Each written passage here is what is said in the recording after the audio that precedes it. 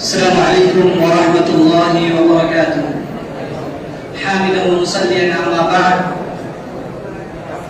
قال الله تبارك وتعالى: أعوذ بالله السميع العليم من الشيطان الرجيم، بسم الله الرحمن الرحيم. إن تنصروا الله ينصركم ويثبت أقدامكم.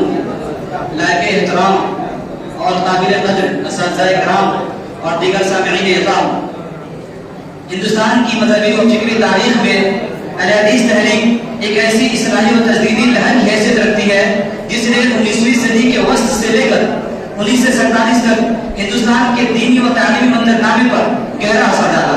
بر صغیر کے مذہبی ماحول میں جب بدعات، رسوم پرستی اور فقہی جمود عام تھا، اہل حدیث نے توحید خالص، اتباع سنت اور تقلید سے اجتناب کو اپنا امتیازی شعار بنایا۔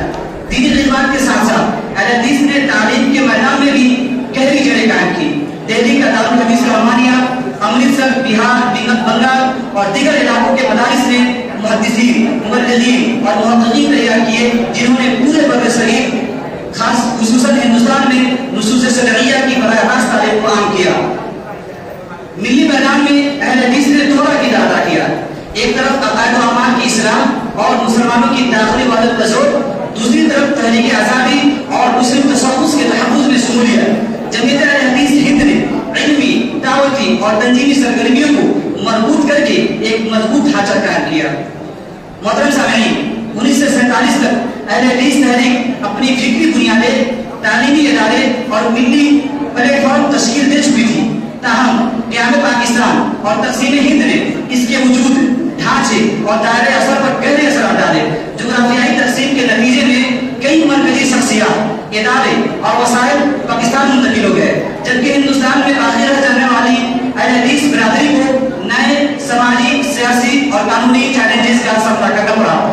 یہی وہ نقطہ ہے جہاں 1947 کے بعد کا نیا باب کھلتا ہے۔ اب اہل حدیث کو ایک بدلتے ہوئے سیاسی نظام، سیکولر آئین اور جمہوری ڈھانچے کے اندر اپنی دینی، تعلیمی اور ملی سرگرمیوں کو از سر نو منظم کرنا تھا۔ معزز سامعین، تقسیم ہند سے قبل اہل حدیثوں کی دین، تعلیمی اور ملی و سیاسی منظرنامے کو سمجھنے کے بعد اب آئیے 1947 کے بعد اہل حدیث کی دینی صورتحال کا ایک تائرانہ جائزہ لیتے ہیں۔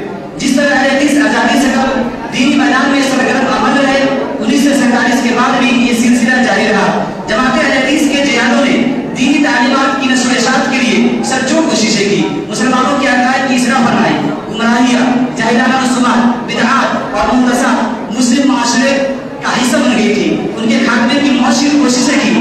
کتاب و سنت کی تعلیمات کو فروغ دینے اور غیر شرعی رسوم و رواج کے خاتمے میں جن علماء کا نام سر فہرست ذکر کیا جا سکتا ہے، ان میں قدر روحانی، علامہ ڈاکٹر محمد عثمان سلفی، مقتدی حسن ازہری، عبدالرحمان حجازی، عبدالوحید سلفی، شیخ عبدالرحمان پاراپوری اور علامہ رئیس الاحرام ندوی جیسی دیگر عظیم شخصیات داخل ہے۔ انہوں نے درس و تدریس، صحافت و خطابت اور جلسے جلوس ہر پہلو سے امت کی اصلاح و تربیت میں ناقابل فراموش کردار ادا کیا۔ حدیث کی حمایت و نصرت اور دفاع میں علماء اہل حدیث کے کارخانے نمایاں روز روشن کی طرح آیا اور تاریخ اہل حدیث ہند کا ایک سنہرا باب ہے۔ فتنہ انکار حدیث کی سرکوبی اور اس کے نتائج عواقب کی نشاندہی کر کے اس باطل فکر و ڈر سے امت کو بچانے کی کوشش میں اہل حدیث علماء صف اول میں نظر آتے ہیں۔ شیخ الحدیث مولانا عبدالسلام غزنوی، نمونہ سرد مولانا محمد داؤد رازدہلوی، خطیب الاسلام مولانا عبدالرؤوف جھنجھنوی، مؤلف الرحیق المختوم مولانا صفی الرحمان پاراپوری اور مولانا عبدالقادر سلفی جیسے ہزاروں ایسی شخصیات ہیں جو اس باب میں بڑے مقام و مرتبہ کے حامل ہے۔ پٹنہ کے ایک عالم اور جاہل شخص عمر کریم کی طرف سے صحیح بخاری اور امام بخاری پر کیچڑ اچھالا گیا۔ ان کے خلاف کئی کتابیں اور اشتہارات شائع ہوئے۔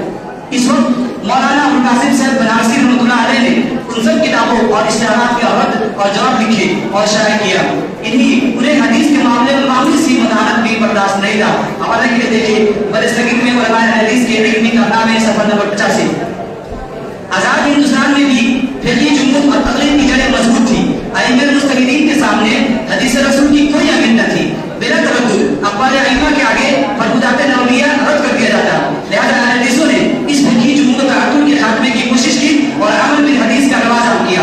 آزادی ہند سے قبل سنت نبویہ پر عمل اور تقلید سے اجتناب کا بیج تو شاہ ولی اللہ رحمۃ اللہ علیہ متوفہ 1176 میں ڈالا۔ البتہ 1947 کے بعد بھی اس کی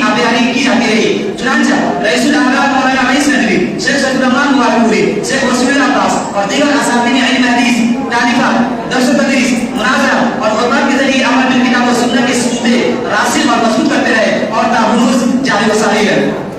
دین اسلام کی طریق و اشاعت میں علماء حدیث کے طریقہ کار میں سے ایک طریقہ تصنیف و تعلیم بھی رہا. اس سلسلے میں اکابر جماعت کے عمل و صحیح کا دامن انتہائی وسیع ہے. انہوں نے قرآن مجید کی تفاسیر و تراجم کے باب میں بھی خوب کام کیا.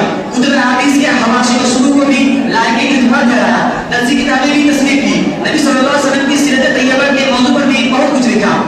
فاتح قادیانی مولانا صلی اللہ امرتسری رحمۃ اللہ علیہ نے قرآن مجید کی دو تفسیریں بنام تفسیر القرآن بکلام الرحمن عربی اور تفسیر سنائے اردو 8 جلدوں میں لکھی. مولانا عبدالکلام آزاد متوفی 1958 میں ترجمہ القرآن کے نام سے ایک گرہ قدر تفسیر لکھی.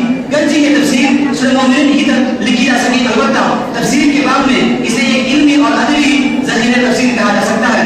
حدیث خدام قرآن میں بانی جامعہ پیدر روحانی علامہ ڈاکٹر محمد لقمان اصفی کی تفسیر تیسیر الرحمن نے بیان قرآن بھی تفسیر دنیا میں اپنا ایک منفرد شان و پہچان رکھتا ہے. مذکورہ شخصیتوں کے علاوہ دیگر علماء کرام کے بھی اپنے اپنے انداز میں قرآن مجید کی مختلف زبانوں میں خطاب ملتے ہیں. حدیث پاک کی خدمت کے باب میں بھی علماء جماعت کے نمایاں اور عظیم الشان کا نام موجود ہے. مختلف پہلو اور زاویوں جیسے دفاع سنت، شبہات حدیث اور تراجم ابواب میں ان اکابرین کی خدمات تاریخ حدیث کا ایک روشن باب ہے. اس سلسلے میں علماء حدیث مولانا ویس ندوی، سید الرحمن مارپوری، ابو القاسم سید بنارسی، محمد داؤد راز دہلوی، ابو الوفا سلام اللہ امرتسری، ڈاکٹر مرتضی حسن اظہری، عبدالرؤف جھنڈا نگری، دیگر حضرات کی خدمات کی جتنی بھی تحسین کی جائے کم ہے. حدیث کی تصنیفی کارناموں کا دائرہ قرآن حدیث ہی تک سمٹ نہیں جاتا، بلکہ دیگر تمام علوم اسلامیہ جیسے اصول حدیث، عقائد، فقہ، اخلاقیات، خطبات مواعظ، تاریخ و سوانح، طب، ادب، تاریخ علوم، سیاست، لغت اور دیگر متفرقات موضوعات میں بھی اہل حدیثوں کی قابل قدر خدمات پائی جاتی ہے.